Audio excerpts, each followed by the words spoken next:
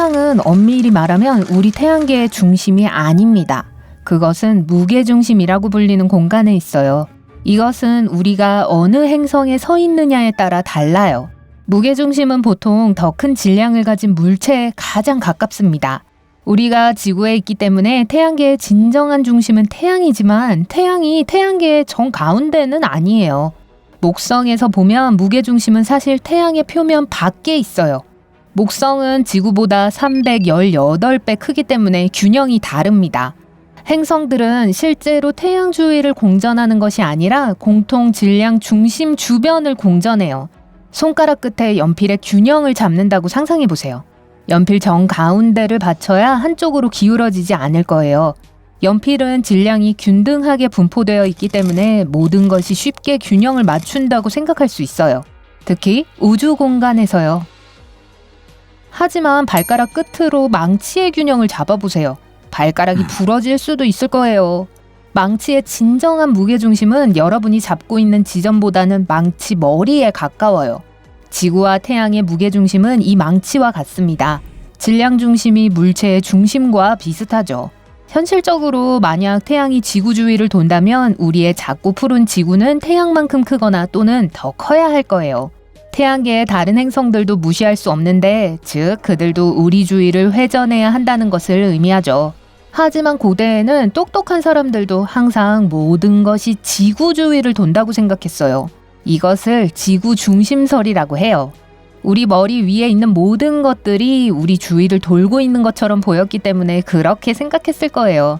태양과 달은 인류 역사에서 중요한 역할을 했고 우리가 우주에서 하찮은 존재라는 건 한참 후에야 깨닫게 됐죠.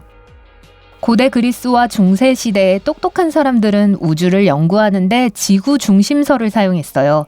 16세기가 되어서야 이 설이 바뀌었어요. 그 당시에는 모든 것이 태양 주위를 돈다는 것을 상상조차 할 수 없었어요. 그리고 이 모든 것을 뒷받침할 수 있는 지식도 없었죠. 지구가 태양계의 중심이 될 수 없는 이유는 그럴 만큼 크지 않기 때문이에요. 거대한 크기의 지구에서 생명체는 다르게 진화했을 거예요. 아마 산소에 덜 의존했겠죠. 고래와 돌고래와 같은 몇몇 동물들은 몇 시간 동안 숨을 쉬지 않고 있을 수 있어요. 심지어 물속에서 잘 수도 있죠. 그래서 태양 크기의 지구 사람들은 특수화된 폐가 있어서 계속 공기를 마실 필요가 없을 거예요. 그것은 식물이 제한적이었을 거라는 의미이기도 합니다. 여기저기 관목이 자랄 뿐이죠.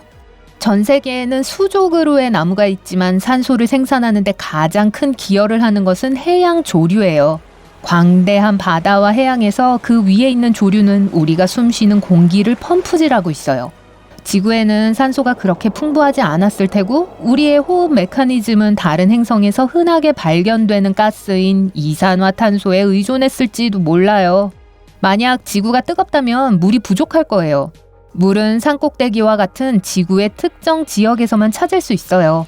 생명이 제대로 살아남기에 땅이 너무 뜨거워요. 계절 같은 것도 없을 거예요. 태양은 현재 우리에게 필요한 것을 줄 수 있을 정도로 적당히 큽니다. 하지만 지구도 그만큼 크다면 태양은 열을 방출하는 또 하나의 천체이기 때문에 우리는 항상 전자레인지 안에 있는 것처럼 느낄 거예요. 낮과 밤도 다르고 강수량도 많지 않을 거예요. 핵에서 생성되는 많은 열로 인해 지진과 화산 폭발이 빈번해질 거예요. 표면은 사실상 붉은 마그마가 떠다니는 타는 듯한 평지일 겁니다. 진정한 붉은 행성이라고 할 수 있죠. 하지만 만약 지구가 같은 지형을 갖고 있다면 산 근처에 사는 것이 목숨을 구할 수 있을 거예요. 산은 여전히 중심부에 박혀 있겠지만 지면에 있는 것보다는 나아요. 어떤 산 정상은 심지어 에베레스트 산보다 100배나 더 높을 수도 있어요. 협곡이 너무 깊어서 마리아나 해구가 작은 웅덩이처럼 느껴질 거예요. 동물들의 모습과 행동도 다를 거예요. 냉혈 동물들은 타지 않기 위해 가능한 한 적은 양의 태양을 흡수해야 해요. 동물들은 먼 땅에서 물을 찾기 위해 이동에 의존해야 합니다. 새들은 이주철을 맞아 수백 킬로미터를 날아다닐 수 있기 때문에 아마도 매끈하게 생긴 일부 새들이 공중에서 속도를 내는 것을 볼 수 있을 거예요.